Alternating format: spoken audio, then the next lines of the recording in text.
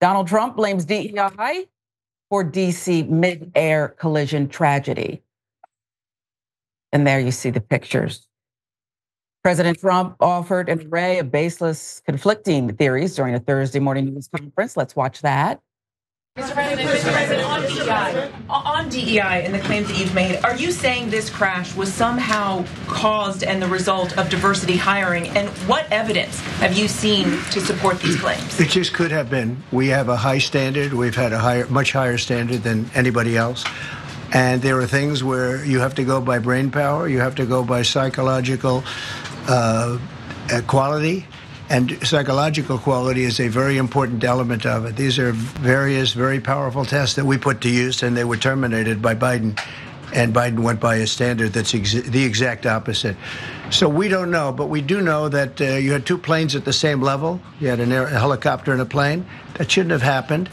And we'll see. We're going to look into that, and we're going to see. But certainly for an air traffic controller, we want the brightest, the smartest, the sharpest. We want somebody that's psychologically superior. Donald Trump blaming DEI for that mid-air collision in Washington, D.C. The timing is just perfect. This is what he does. This is what Donald Trump does, offering an array of baseless, conflicting theories during a Thursday morning news conference. He was rich even for him in this instance, we'll say.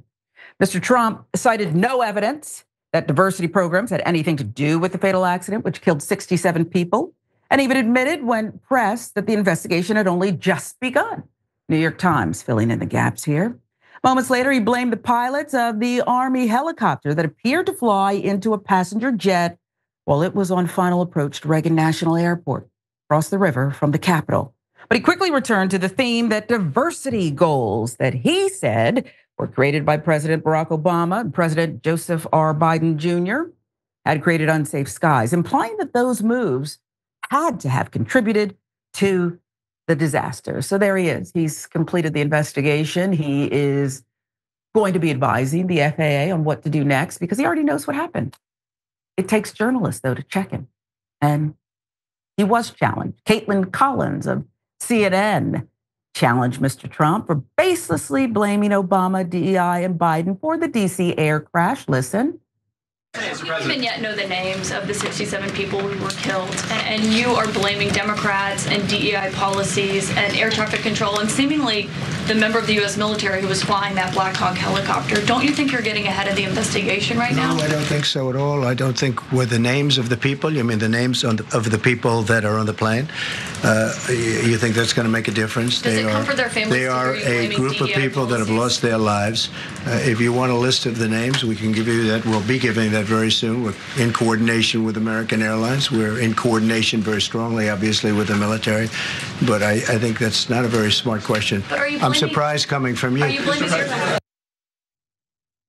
Always with the dig, the diss. You're not very smart. So Trump's evidence is common sense. Go. Today blamed the diversity elements, but then told us that you weren't sure that the controllers made any mistake. We then said perhaps the helicopter pilots were the ones who made the mistake. It's all under investigation. I understand that. That's why I'm trying to figure out how you can come to the conclusion right now that diversity had something to do with this crash. Because I have common sense, okay? And unfortunately, a lot of people don't. We want brilliant people doing this. This is a major chess game at the highest level. Since playing checkers, not chess. He's all over the place. Loves a microphone, doesn't love facts. That's a fact. Within hours of Mr. Trump's statements, Democrats both criticized and mocked him. Senator Peter Welch, Democrat, Vermont, noted that Congress had authorized more staff and training for the FAA and that this was, quote, now under threat by the Trump administration as it looks to shrink the government. We cannot have leaders making detrimental, rash decisions to overhaul critical aspects of our national transportation network for the sake of irrelevant culture wars. Talking to you, Mr. Trump. Disability rights groups accuse Mr. Trump of deflecting blame Remember, President Donald Trump admitted, I don't know if race or gender played a role in the DC air crash literally seconds after signing a presidential memorandum, echoing his earlier assertions about diversity, equity, and inclusion policies. Who's handing him all of these ridiculous documents? Do you think the real orders are in those folders? Or is it just for the show? It's just how my mind thinks. What the data says about Trump's DEI air crash claims, statistics from the US Census Bureau and IPUMS show air traffic controllers and airfield operations specialists are predominantly, wait for it, male and white. These are white guys. By the numbers, 78% are men, 22% women per data from the US Census Bureau.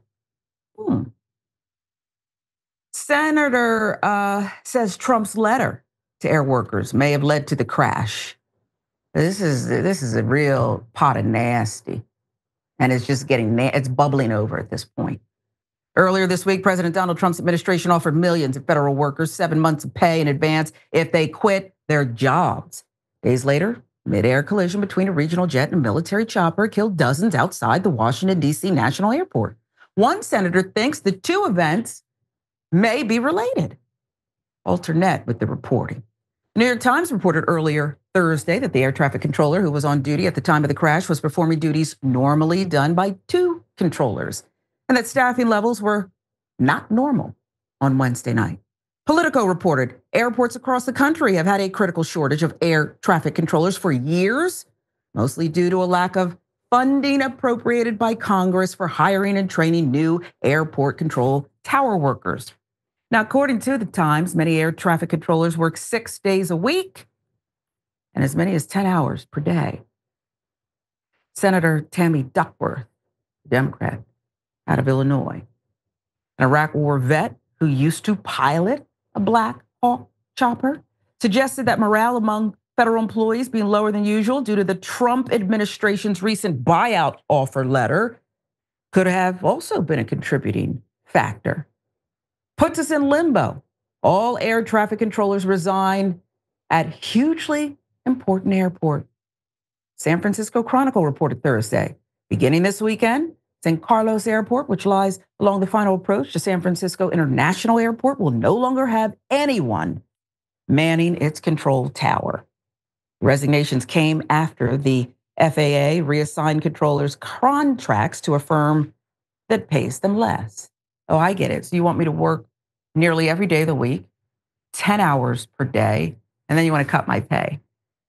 You know, it sounds like a local newsroom. And I wasn't going to go for that. And neither should these all-important air traffic controllers. So they didn't. We're a mile or two off the final approaches to SFO. It's a complex space. Franco told the Chronicle, this is a situation that puts us in limbo next to these busy airports. This is not, you don't have to be Mensa, okay, Jackson, to figure out that if you don't do the preparation on the way in, you're not going to get a good result on the way out. Only it's even worse. You don't have people in place to follow the protocols that are years in the making. You know, we got safer. It's been a long time since a crash like this, right? We got safer because of earlier crashes. The one thing we can all, I think, agree with is this didn't have to happen, but let the investigation play out. This is what he does, but I said earlier, Jackson, rich for even Trump. I mean, it was 10 seconds later. I was praying when I saw the breaking news that, well, he's not the hardest worker, so he's probably in bed asleep. Somebody just put out a statement. But no, he was wide awake. And no, it took him Trump 2 doesn't seconds. sleep. That's right. 2 seconds Trump to start hurting doesn't people. sleep because his dreams are too bad. His conscience goes crazy when he dreams, so he just stays awake, just permanently. But yeah, I mean, like, this man is beyond unprepared to deal with anything, to deal with any situation that America finds itself in. He just completely BS'd. It's not like, oh, he just came along and people in 2024 got stooped and tricked by him. This man has been in the zeitgeist, in our lives, basically all of American politics has been about Donald Trump for the last 10 years. And people put this dude back in office.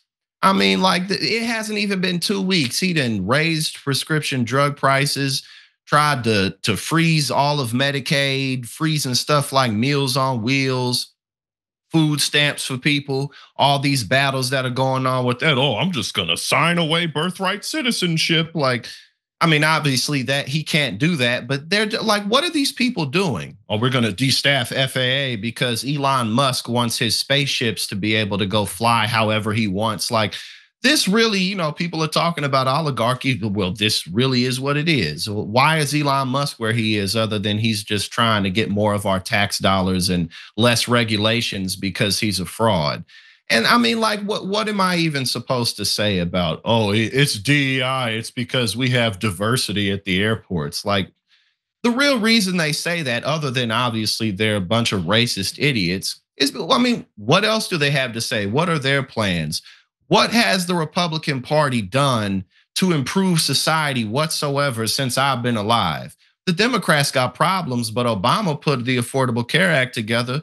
You know what I'm saying? Like, every time Republicans have been in office since I've been alive, they've crashed the economy or gotten us into more wars, more aggressively.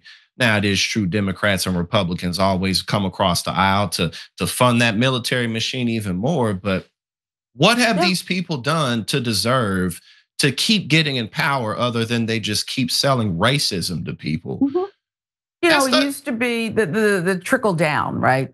Trickle down economy, Reagan, happy birthday, by the way. I don't know if I'm allowed to tell your age. Do you remember when Ronald Reagan was president? No, I wasn't alive. I shouldn't do that. I wasn't alive. I shouldn't do that. But you're a student. You're a student. But it used to be this trickle down. The welfare queens. Okay, right. The welfare queens. And it used to be normal-ish, okay? Now it's, let me dismantle things that are going to affect even me, you might say, if he's the you're making us less safe.